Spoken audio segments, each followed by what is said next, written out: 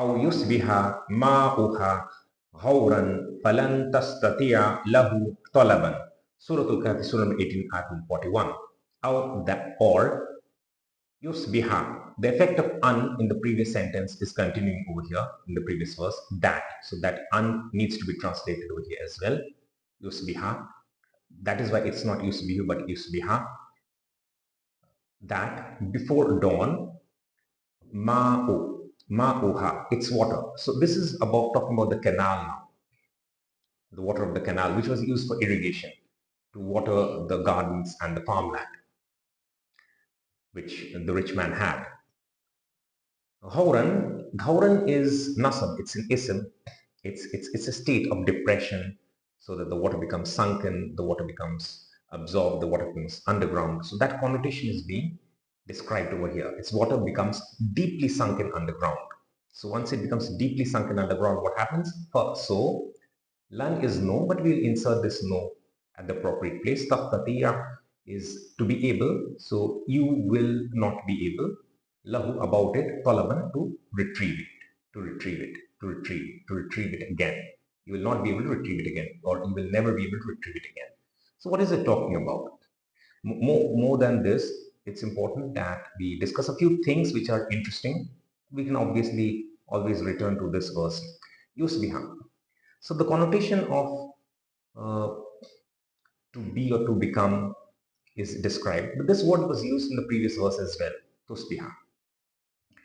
Now, what is interesting is, if you have indicated in both the verses the meaning to be or to become, it's fine. If you have indicated the secondary connotation of dawn or morning in both the verses, it is fine. But surprisingly, that is what most of the translators or scholars have done. But some of the translators or scholars, what they've done is, they have used one connotation in one verse and the other connotation in the other verse, and it's missing. So for example, morning is there, the concept of dawn is there in the first verse, it's not there in the second verse, or the concept of dawn is not there in the first verse, it's there in the second verse. So that is surprising, because it's just two verses next to each other and you miss this point. That's surprising. Another point is, so for example, tastatiya. So this is a concept of obviously there's this concept of to be able to, and then lan is negation, and the emphasis also coming out because it's not tastatiya talaban lahu, but it's tastatiya lahu talaban. So never or again, those sort of emphasis can come about. That's okay. What's interesting is talaban, this word can have multiple meanings: demand, or for example fetch, or request, quest, search, find. All of these terms are suitable, but the most appropriate word to be used in this context, what I thought, is to retrieve, and so that I have used this in this translation, to retrieve again, something like that. Now, in the previous verse, you would remember that there was rainfall, and it being described as almost as a punishment, as a calamity. Those are derived meanings. I have explained the entire thing. So both the excess of rainfall can be harmful. Measured rainfall is good. I think this I forgot to explain this part. Measured rainfall is required for the gardens and the field, the farmland which the rich man had, but excess of it can destroy it.